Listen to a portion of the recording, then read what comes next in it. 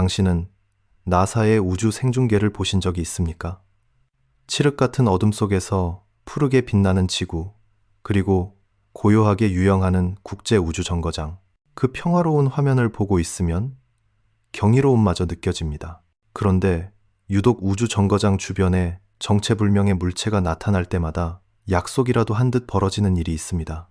치지직거리는 노이즈, 그리고 갑자기 송출이 중단되며 뜨는 파란색 화면, 일명 죽음의 블루스크린입니다. 나사는 늘 기술적인 결함이다, 신호가 끊겼다라고 해명합니다. 하지만 사람들은 묻습니다. 왜 하필 그 순간인가요? 왜 하필 UFO가 화면에 잡히는 그 결정적인 순간에만 우연히 기술적 결함이 생기는 겁니까? 오늘 들려드릴 이야기는 전 세계가 지켜보는 가운데 벌어진 가장 노골적이고 충격적인 방송사고에 대한 것입니다. 나사가 급하게 전원을 내려버리기 직전 화면 귀퉁이에 찍혀있던 거대한 금속 물체의 정체. 과연 그들은 우주정거장에 도킹을 시도하고 있었던 걸까요? 우주 너머의 검은 진실, 검은 주파수, 지금 시작합니다. 시계바늘을 2014년 1월 29일로 돌려보겠습니다.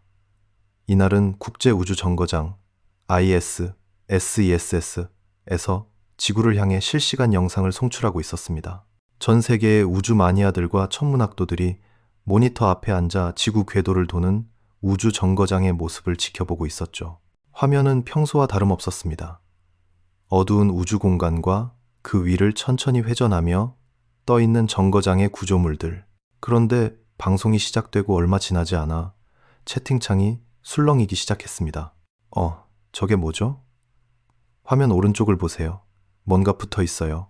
사람들의 시선이 쏠린 곳은 우주 정거장의 오른쪽 외벽 부근이었습니다. 그곳에는 있어서는 안 될 무언가가 있었습니다. 칠흑 같은 우주 공간과는 확연히 대비되는 황금색 혹은 밝은 회색빛을 띠는 거대한 물체였습니다.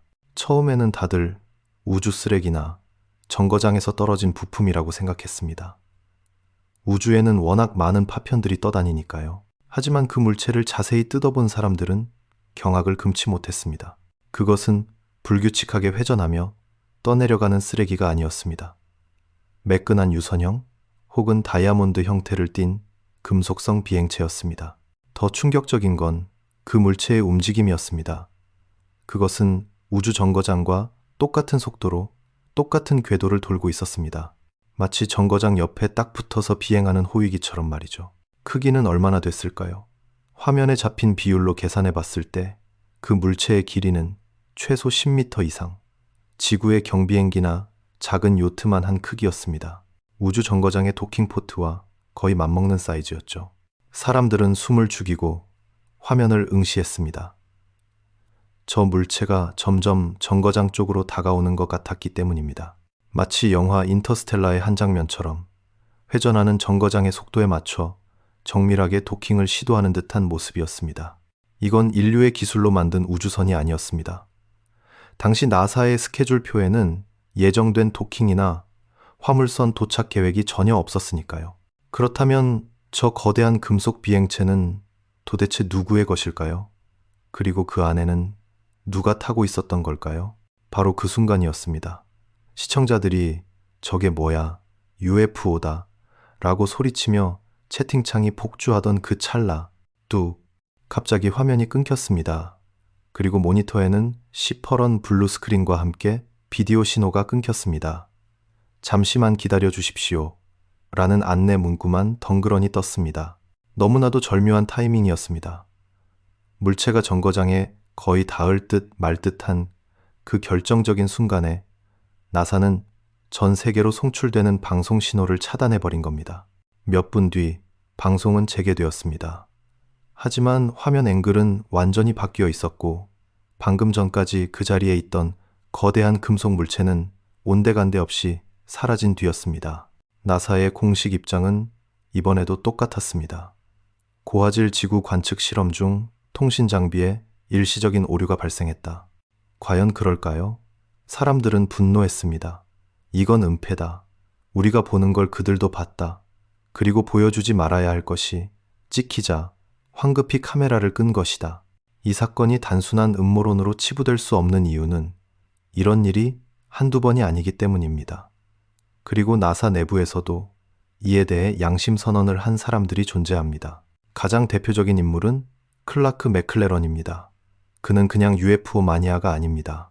나사에서 35년간 근무했던 베테랑 엔지니어로 아폴로 계획부터 우주 왕복선 발사까지 수많은 미션에 참여했던 내부자입니다. 그는 은퇴 후 충격적인 폭로를 했습니다.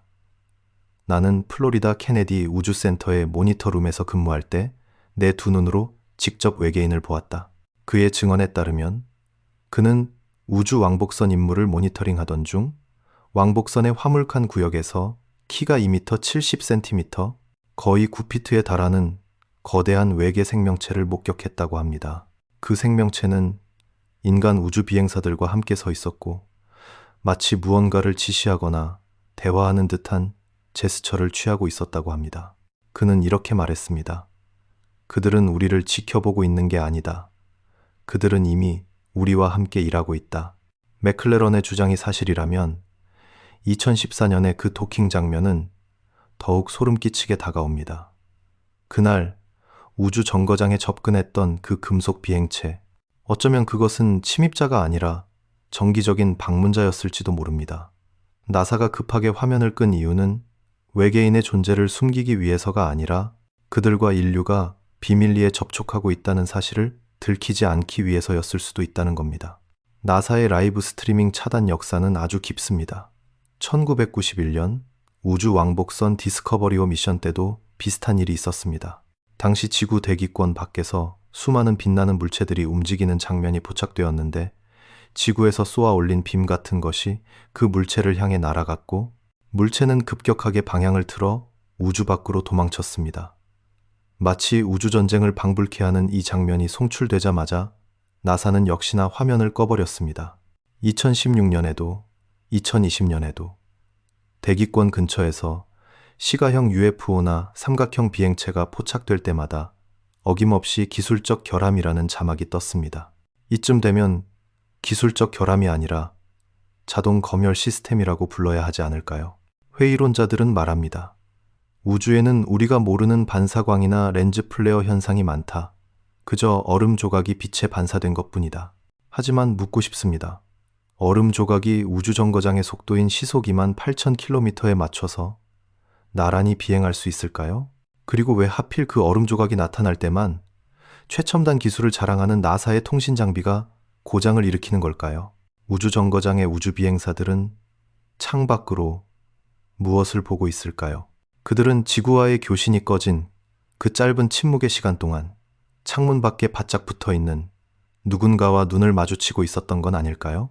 2014년 1월 29일 화면이 파랗게 변해버린 그 몇 분 동안 우주 정거장에서는 인류의 역사를 바꿀 만한 접촉이 일어나고 있었을지도 모릅니다. 단지 우리만 모르도록 차단당했을 뿐이죠. 다음에 혹시 나사의 우주 영상을 보게 된다면 아름다운 지구만 보지 마시고 화면 구석을 유심히 살펴보세요.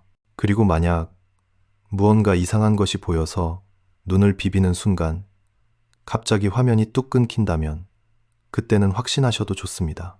방금 당신이 본 것은 절대 봐서는 안 될 것이었다는 사실을 말이죠. 지금까지 검은 주파수였습니다. 다음 영상에서는 람세스도 울고 갈 미스터리, 러시아 KGB, 가 비밀리에 발굴했다는 12,000년 전 외계인 미라 사건을 파헤쳐 보겠습니다. 우주의 진실을 알고 싶다면 구독 버튼을 눌러주세요.